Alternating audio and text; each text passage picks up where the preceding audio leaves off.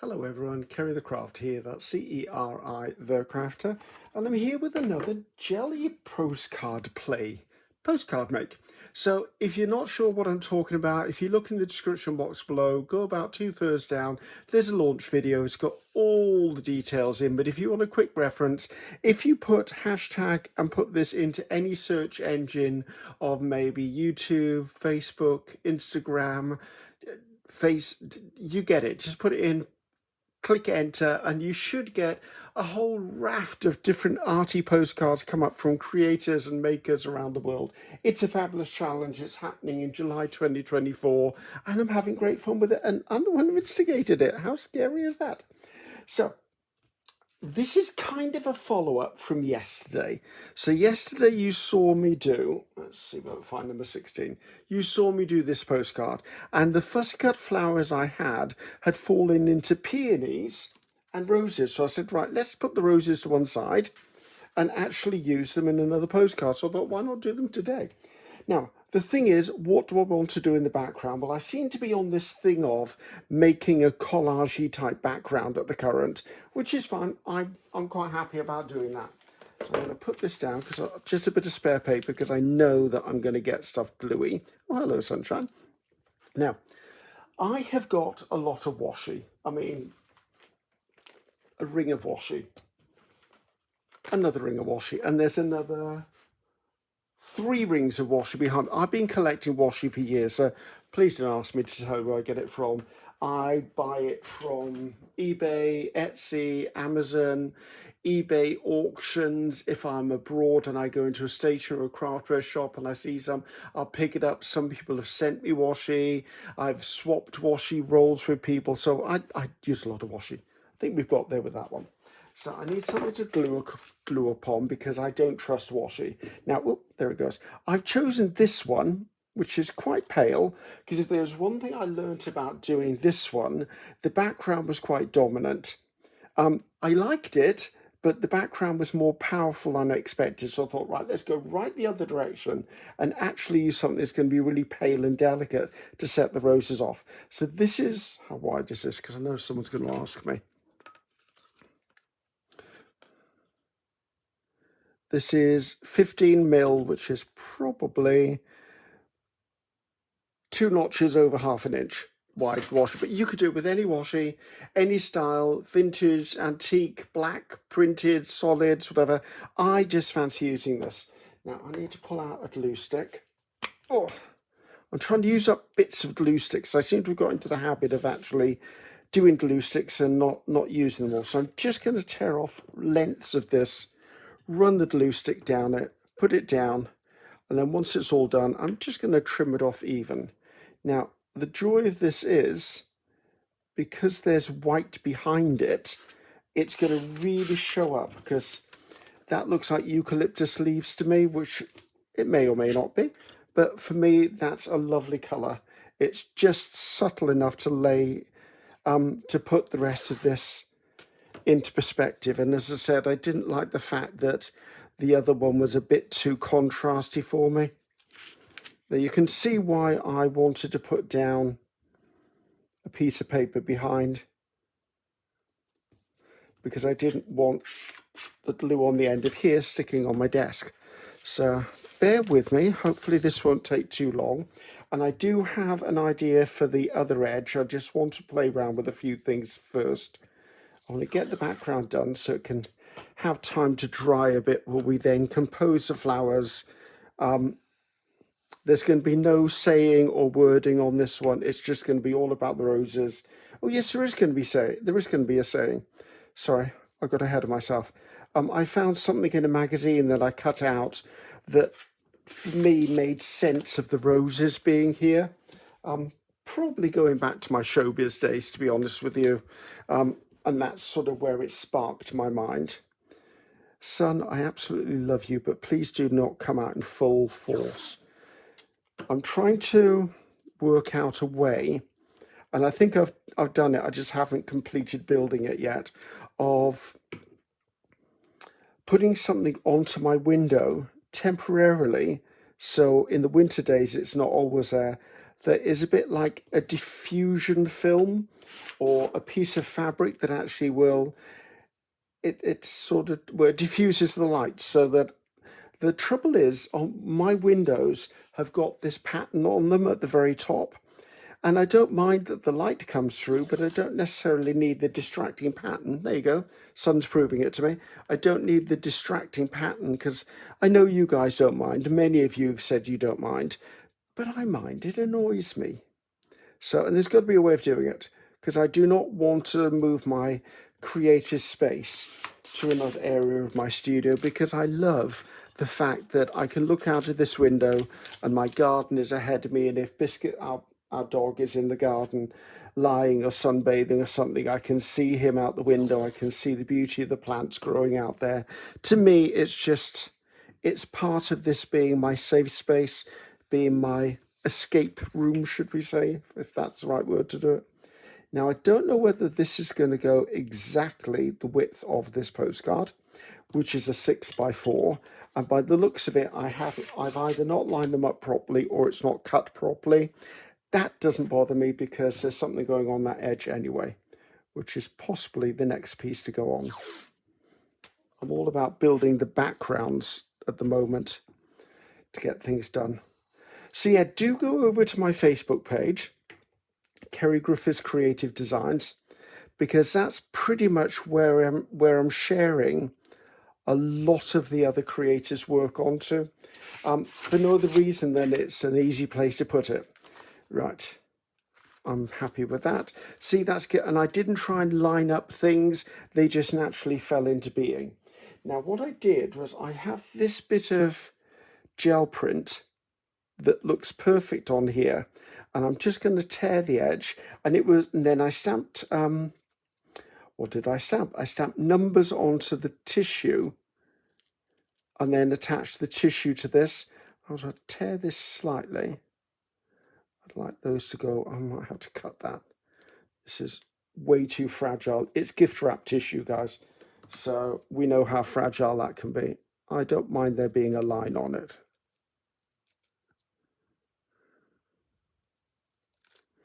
Right, so how am I going to do this? I think I'd be best to cut this out first. Pure and simply because then I'll be able to line the other stuff up with it. So just taking a scissors. You could use a craft knife. You could use a scalpel, whatever you're used to using.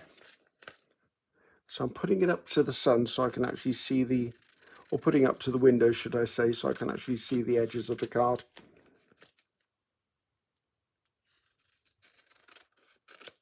Because I do have a habit of snipping things smaller. There you go, that's an interesting background. Right, this is the edge I want this put onto. So let's see if I can just get that on there. Yeah, right, so it's about to there. Now I'm going to be using matte gel medium. This is the matte gel medium of my choice by Liquitex. It's not an expensive matte gel medium. I find it works really well for the uses I put it to. So let's just lay that over the top of there.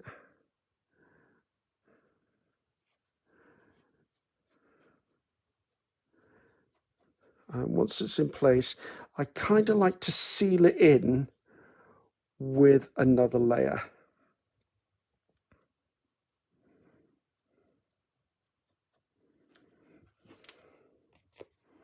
I'll just trim that little bit off there, which is a bit I was worried about doing earlier on.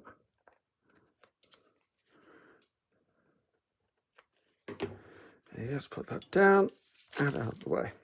So this is where I'm up to with the background, and it's already exactly what I was thinking of.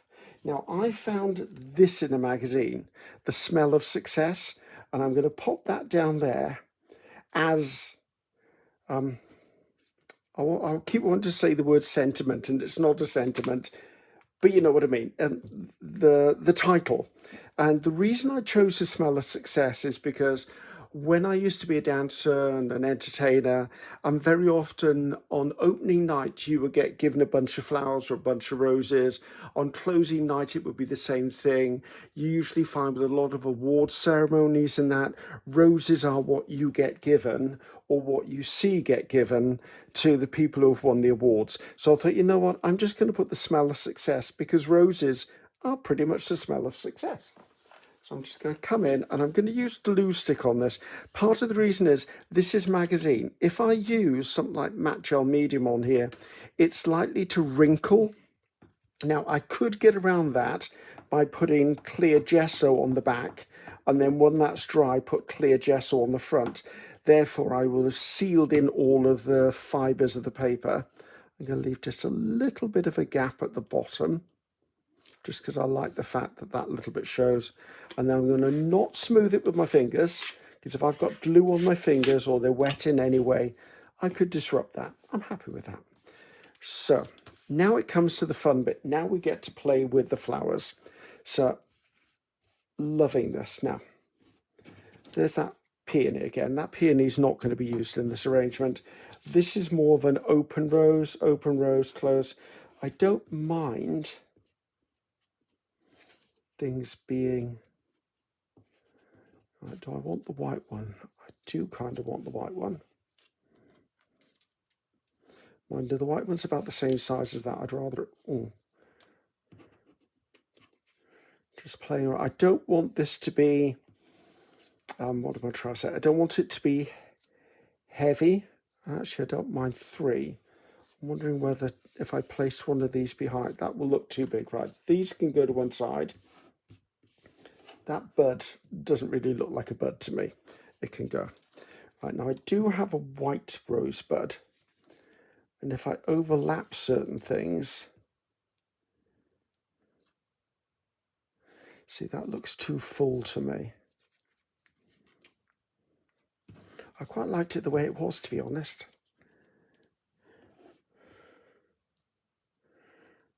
Yeah, right. I'm going to do something that I mentioned yesterday, I believe it was, in yesterday's video.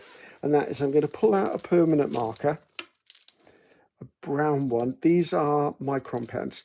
These were a big treat to myself when I went to America last time. And I actually, is that big enough? That might be big enough.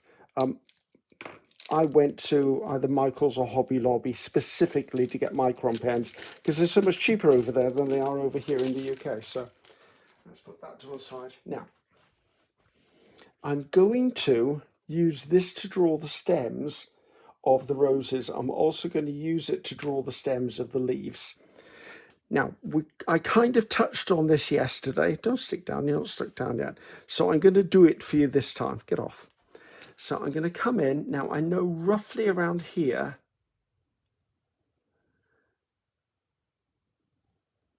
I need a stem. Now, be cautious. Drawing onto washi, the ink will not soak in as fast. I could smear that. I'm not going to. Well, I'm hoping I'm not going to. But it could smear quite quickly. So you have to give it time to dry. That doesn't feel like the right leaf. Now, the way rose leaves go on roses is the biggest rose leaf is at the end, and then they gradually get smaller as they get to the base of the stem. So it was when I was making flowers for cakes out of sugar and making flowers for craft projects out of clay. That was one of the lessons I learned, because I thought it was the other way around. I thought the small one was at the end. Oh, no, it wasn't. And that was why my flowers never looked natural until I learned that trick. So I'm going to come in, touch this down. Now, the thing is, there's always a point at the base of a leaf. Make sure the point there lines up with the stem. Then you need pairs of leaves either side. Now, I'm saying that, do I need it on? Yes, I do think I want them either side. Whether they're going to be seen or not doesn't usually matter to me, because they might be seen. So I'm just going to come in and put one on that side. Now, when I'm doing a rose leaf, like I'm doing here, I would normally say I put 5 rose leaves on the stem. However, I know when I'm doing this that there's a rosebud going on here. So I'm not going to put 5 because I know the other 2 will probably get covered up. So as you can see now, when I put that on there, it looks a lot more natural. So I'm going to put this rose down and we're going to continue to build.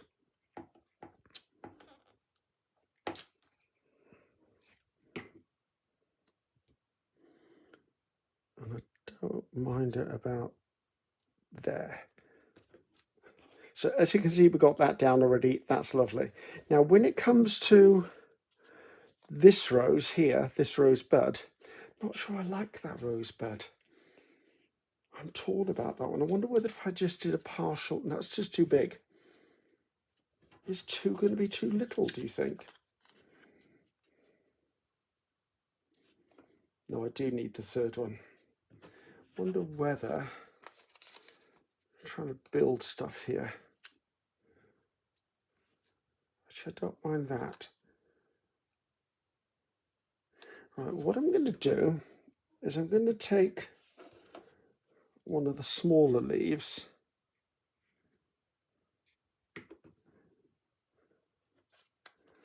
and just see, because I like the way that tucked behind there.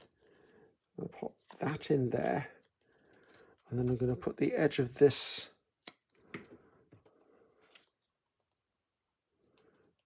onto there, right? Because I don't mind cutting the edge of that off. That's fine. I'm going to let that sit there a second. Now, I don't think I want this other rose unless they're really close to each other and it becomes in there, but I don't like that one. I do wish this yellow one had been... See, it doesn't make sense. If it was a bud shape, I don't know that I think that looks okay. First of all, we do need more leaves. Right, so let's stop procrastinating. So I know roughly about here is going to be another branch of a leaf. As I said, be careful because that ink will move unless you're cautious about it, should we say. So get the leaf. Can you?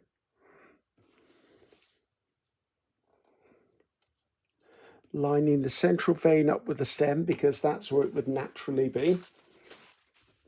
Press that down. Now, if you're ever thinking, is that dry, and go to touch it, don't touch it. Get yourself a bit of napkin or tissue and press on it. The tissue's absorbent, so therefore that's telling me that's already dry, okay? Let the tissue suck up the extra moisture, not your fingertips, and then you smear it. Let's just put the lid on that one, thinking about that. Now, I don't mind a leaf going over a previous rose. That would happen in nature. And that's going to happen right by there in nature while I'm doing it.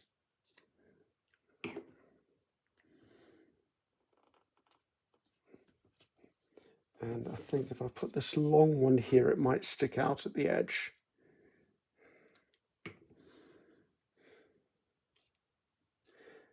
And where the petals join, remember, the central vein needs to join the stem of the flower, of the leaf. So as I've built that, let's see where this looks here. See, already that's looking a lot more natural now. To me, there needs to be something up the back there. And I'm looking at this, wishing I'd have actually not stuck that down.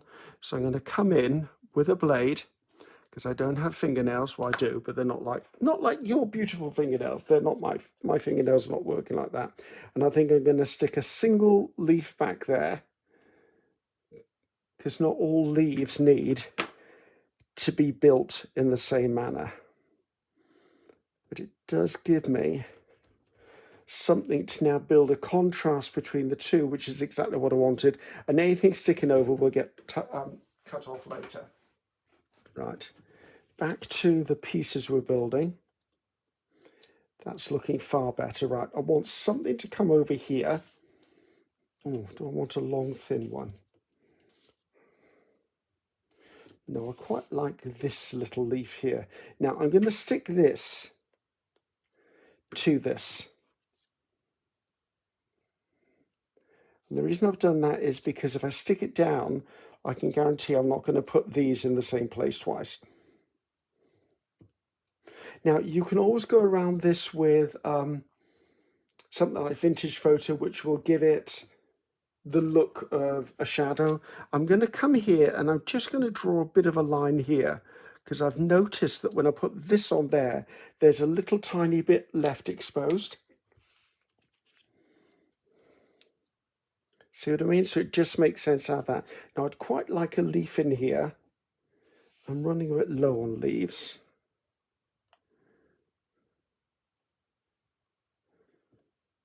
Doesn't need to be that big. It just needs to be oh, actually, it could be this one.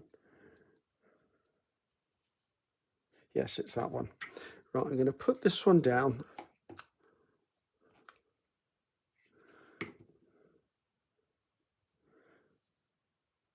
Tuck it under there. The edge will get cut off. And then I'm going to glue this. Now, as I said in the previous video, I now have an assembly of bits on here. I need to make sure that I'm very careful when gluing, because I don't really want to catch my glue under one of the edges. So if this has got an edge here, I'll lift that up. As there's an edge there, if I glue in this direction, it's not going to be a problem. I glue in that direction, that edge is going to catch my glue stick, and we're not going to be happy. So I kind of remember where that was.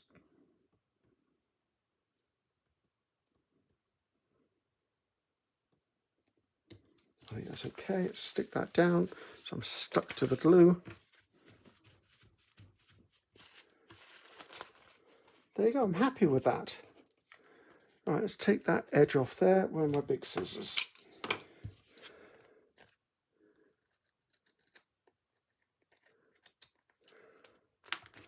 Now, every time I cut something off the edge of something, I will come in and always press it back down again, because the nature of the scissors, that slicing action can actually just lift up the edge of the postcard. I'm liking that. I wish there was something else that colour on here though.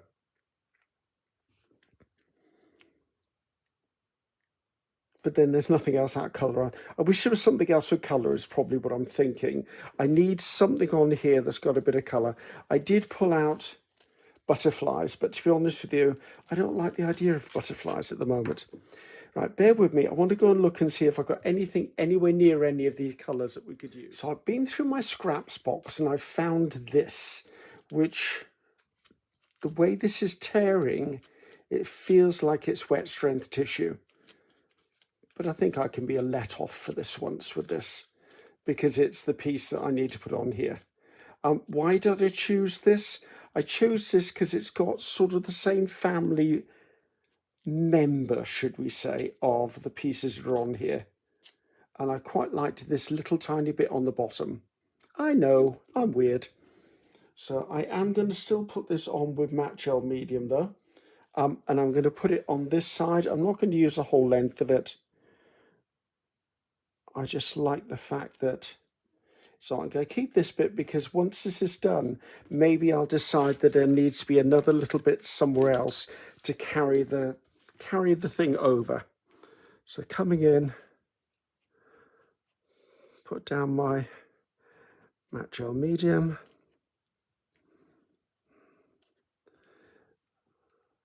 Again, I can tidy that up with the scissors, which I intend to do.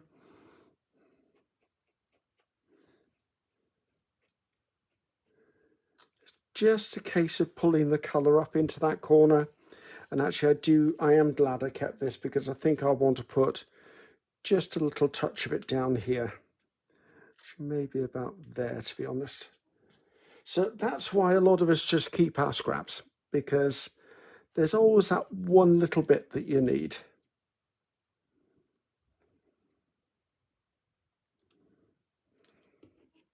I don't like that that's a straight line.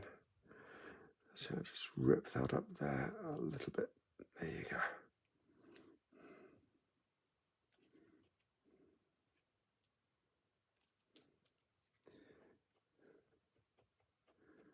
Because this is where my signature is going to go anyway.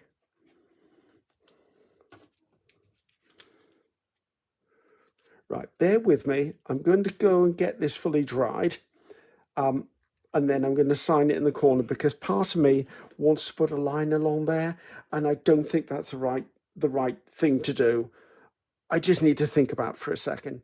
Okay, so here you go. I'm back and I've signed it, and I'm not happy with it. I like it, but it's not got impact. And it's probably because it's just not usually. You know me by now if you're a subscriber. I like things that have a bit of contrast in them. I like something that's a bit punchy, and I'm going to do something that I'm hoping to goodness doesn't ruin this card. I was tempted, as I said, to draw a black line around that, but that would have brought all of the weight down here, and I wanted something to frame it out. So what I'm going to do is I've got this colour called Seafarer in Archival, and this colour is very much of the family of the washi tape. So I'm going to just give it an edge, and I want an edge. Let's just stick with the word edge here, because I literally just want to come around this, and I don't want the image running off the page. That's the way I can word it. But as you can see, I mean, look at the difference there. It just defines the limits of the postcard. And you've seen me do this with a pen on several of the postcards I've done so far. And I think that was all that needed. I mean, really, see, to me now, I can accept that. That's lovely. If you want to, you could take it further. I could have stamped script in the back. I had planned to put a butterfly on it, but it doesn't need a butterfly.